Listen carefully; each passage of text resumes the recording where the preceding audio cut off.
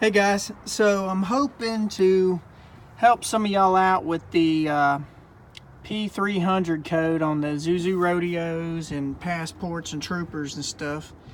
And if you're here, it's because you've probably done everything. You've replaced all your ignition coils, probably replaced your spark plugs, everything's in order. You can't figure out why you keep getting a misfire code.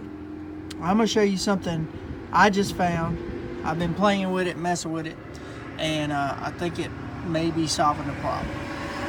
One of the times I checked my engine codes, it did give me a p0301 misfire, which stands for the engine coil number 1.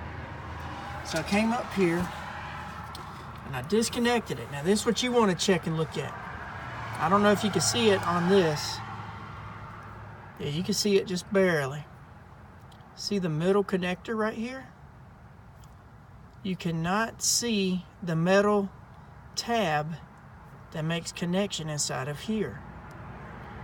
So I think it's not getting very good connection all the time, and so the wires just kind of, flopping around inside of here, and sometimes it's making connection to the pins in there on the ignition coil, and sometimes it ain't.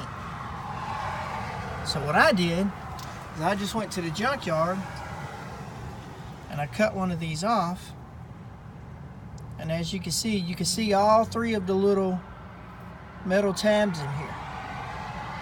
And I checked all the other coils and I could see all 3 metal tabs inside the connector. So we're going to cut and splice this in and see how that works. What I did do is when I had it plugged in,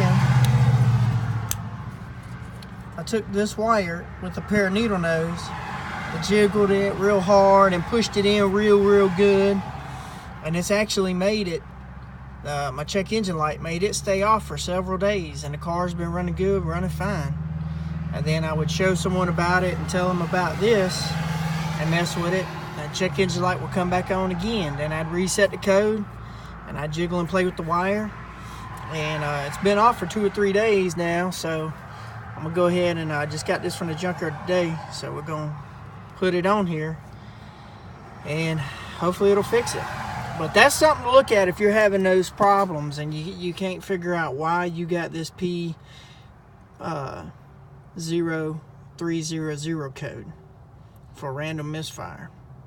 So take a look at that and see, maybe that'll help you out. Good luck.